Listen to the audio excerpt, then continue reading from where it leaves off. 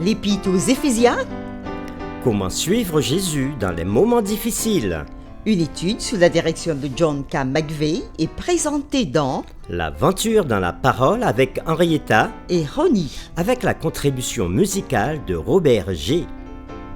Nous sommes enchantés de vous retrouver encore et de vous souhaiter la bienvenue en vous accueillant sur votre chaîne pour les réflexions encore de cette semaine. Que Jésus-Christ soit notre victoire. Que le Saint-Esprit nous instruise encore et nous rende forts alors que nous ouvrons ensemble l'épître de Paul aux Éphésiens. Nous avons abordé le grand thème autour de l'épître aux Éphésiens, comment suivre Jésus dans les moments difficiles. Oui, nous l'avons commencé avec la série numéro 1, Paul et les Éphésiens. Puis la série numéro 2, le grand plan divin centré sur Christ. Après la série numéro 3, la puissance du Christ exaltée. La série numéro 4, comment Dieu nous sauve. La série numéro 5, expiation horizontale, la croix et l'Église. La série numéro 6, le mystère de l'Évangile. La série numéro 7, le corps unifié de Christ. La série numéro 8, marcher selon la parole et revêtir l'esprit de vérité.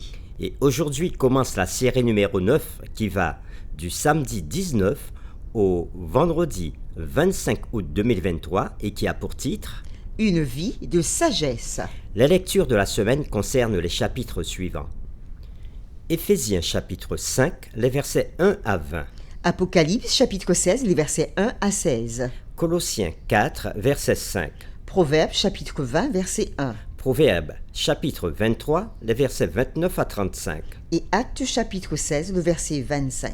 Le texte à mémoriser de cette semaine, que nous vous invitons à dire avec nous, se trouve dans Éphésiens chapitre 5, les versets 15 à 17. Prenez donc garde de vous conduire avec circonspection, non pas comme des insensés, mais comme des sages.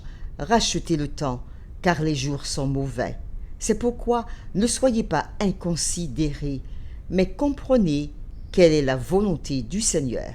Nous vous invitons à le redire avec nous, Éphésiens chapitre 5, les versets 15 à 17. Prenez donc garde de vous conduire avec circonspection, non comme des insensés, mais comme des sages. Rachetez le temps, car les jours sont mauvais. C'est pourquoi ne soyez pas inconsidérés, mais comprenez quelle est la volonté du Seigneur. Il n'y a pas très longtemps, un pot en cristal avait été mis aux enchères au Royaume-Uni. Les commissaires-priseurs l'avaient décrit comme une petite aiguillère française du 19e siècle, estimant sa valeur à 200 $ américains. Deux experts, soumissionnaires, reconnurent le pot comme étant une aiguillère islamique extrêmement rare. Quelle était sa vraie valeur? Environ 6,5 millions de dollars américains. Qu'est-ce qui avait permis à ces acheteurs de faire une telle bonne affaire? Ils savaient quelque chose que les commissaires-priseurs ne savaient pas, la vraie valeur de la cruche. Dans Éphésiens chapitre 5, les versets 1 à 20, Paul oppose les pratiques des païens à celles des croyants. Les païens considéraient les paroles déshonnêtes, dans le chapitre 5, le verset 4, la débauche, au verset 18, et l'impudicité, au verset 3 et 5, comme de grands trésors de la vie. Les croyants, cependant, savent qu'un jour de compte ultime vient, jour où la vraie valeur de toute chose se fera. Dans Éphésiens chapitre 5, les versets 5 à 6, on peut le voir. Au lieu de perdre leur temps dans la fête et l'ivresse, ils chérissent, entre autres choses, toutes sortes de bonté, de justice et de vérité en Christ. Paul les exhorte donc à s'emparer des bonnes occasions en Christ, alors qu'ils vivent, comme nous le faisons tous, au seuil de l'éternité. Nous vous invitons à écouter la lecture de ce chapitre que nous allons considérer cette semaine.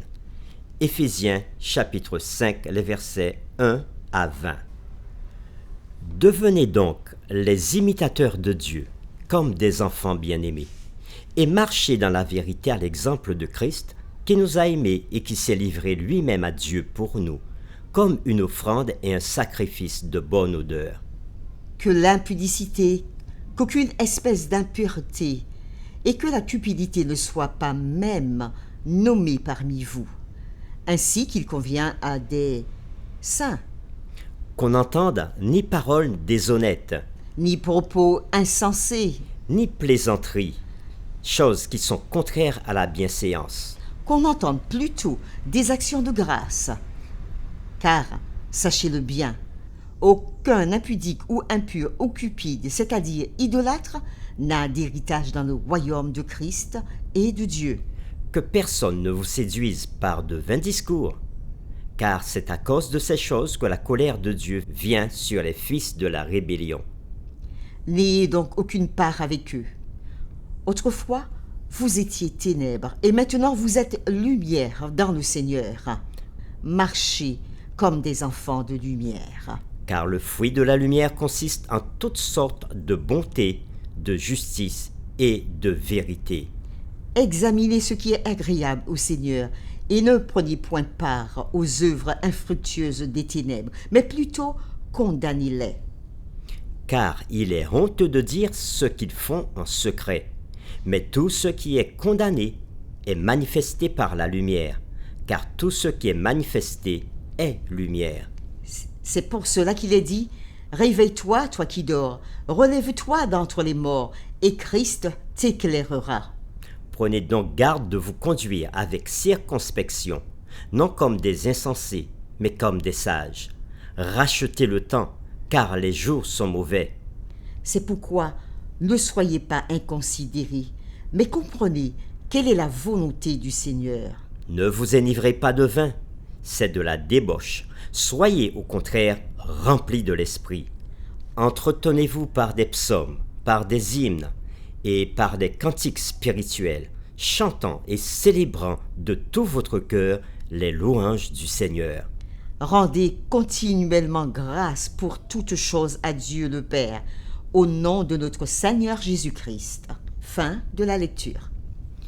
Les séquences de cette semaine mettent en évidence 3 thèmes principaux. Le premier, la sagesse chrétienne est enracinée dans la révélation de Dieu ou dans la lumière de Christ. Deuxième thème, la sagesse chrétienne n'est pas une collection de déclarations spirituelles sur la vie.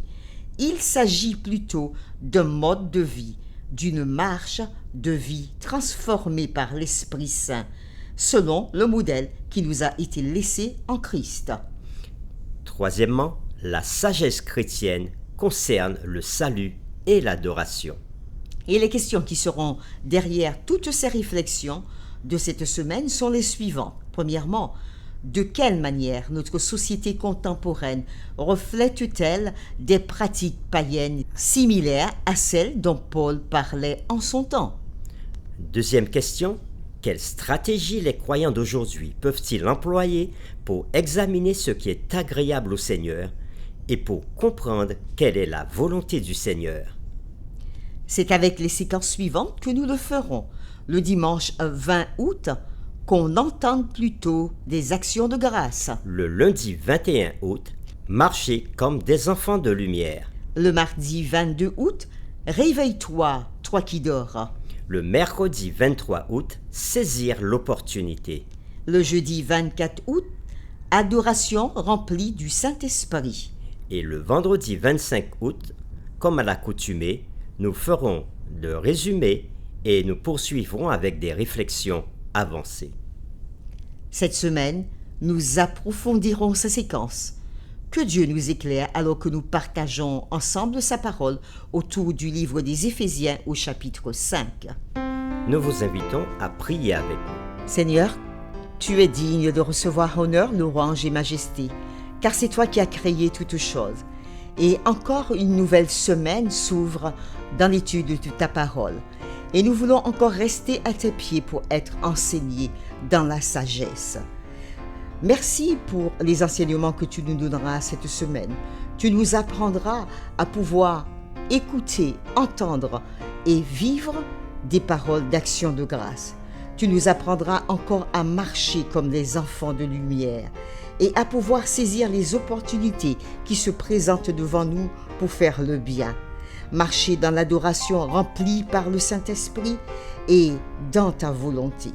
Garde-nous durant cette semaine, que nos paroles, nos actions soient empreintes par ta parole, que nous puissions non pas vivre comme dans les pratiques de ce monde, mais dans les pratiques de ta parole, régénérés, purifiés, sanctifiés et conduits par le Saint-Esprit. Nous te remercions, Père, au nom de Jésus-Christ et pour ta gloire. Amen.